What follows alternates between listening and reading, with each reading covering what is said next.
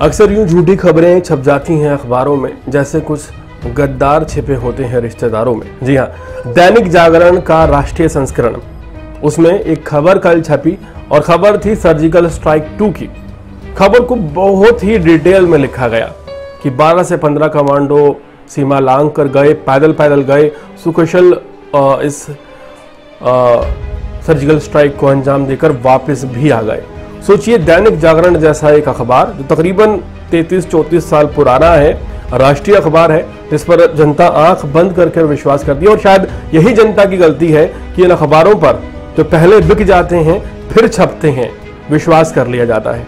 Surgical strike कहीं हुई भी नहीं और दैनिक जागरण के फेसबुक पर, दैनिक जागरण की वेबसाइट पर, दैनिक जागरण के अखबार के फ्रंट पेज पर पूरा विजुअलाइजेशन दिखाया गया है।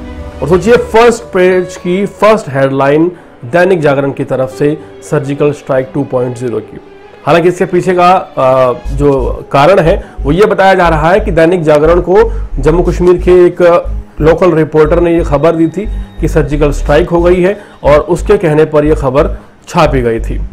सेना से कंफर्म करना जरूरी नहीं समझा गया। सेना ने बाद में एक नोटिफिकेशन जारी किया और इस बात की क्लैरिटी दी कि किसी भी तरह की सर्जिकल स्ट्राइक को अंजाम नहीं दिया गया है। तो आखिर क्यों दैनिक जागरण ने इस तरह की बड़ी गलती की? देखिए, पत्रकारिता जो है उसका नाम ही सच्चाई है, उसका नाम ही फेथ है, उसका मतलब ही सच होना है।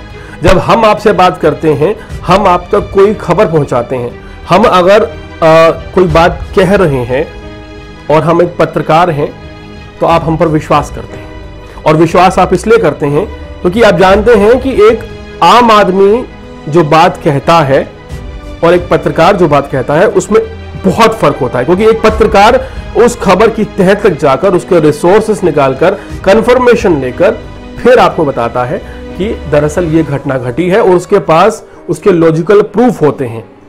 लेकिन एक आम आदमी हवा में बात कर सकता है, पत्रकार हवा में बात नहीं कर सकता। यहां पर हैरत इस बात की है कि एक नेशनल अखबार, राष्ट्रीय अखबार का राष्ट्रीय संस्करण हवा में बात करता है और इतनी बड़ी बात कर देता है कि सर्जिकल स्ट्राइक 2.0 कर दी गई और बहुत डिटेल से खबर लिखी जाती है। और सबसे बड़ी बात है, किसी भी तरह का रिसोर्स नहीं जांचा जाता, किसी भी तरह की इन्वेस्टिगेशन नहीं की जाती, सेना के अधिकारियों से पूछने की जहमत नहीं उठाई जाती।